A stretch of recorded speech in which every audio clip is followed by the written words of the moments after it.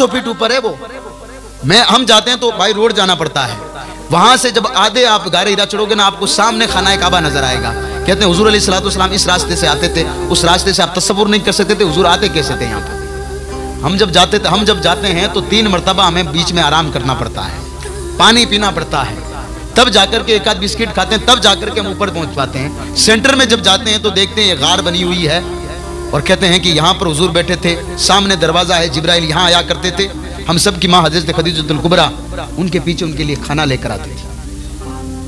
मैं तो 1 मरतबा गया हूँ, 4 घंटे लगे थे मुझे, चढ़ा तब तो ठीक है आप आराम से चढ़ सकते हो, वापस जब उतरे तो थोड़ा बहुत आपको डर लगता है, इसलिए कि वापस यूं है आने में, पूरे पत्थर जो है वो चिकन वाले पत्थर हैं, चिकने वाले, मतलब आप फिसल सकते हो कभी भी। मैं ये सोच करके हैरान था आका अलैहिस्सलाम के बारे में, आता यहाँ दिन में 5 मरतबा आते जाते थे आका अलैहिस्सलाम।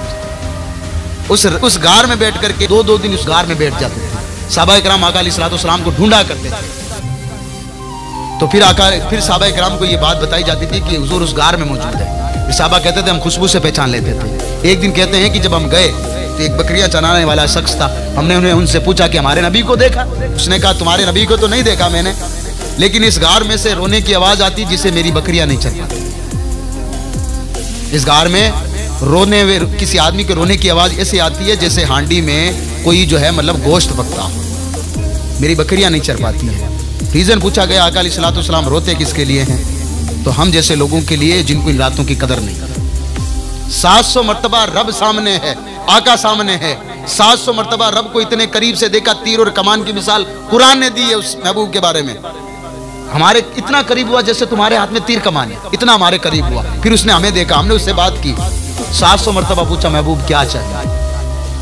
एक ही बात है, अल्लाह तबारक व तआला मेरी जो उम्मत है उसकी तो बख्शिश कर दे। 700 मरतबा सवाल होता भाई, 700 मरतबा एक ही जवाब है।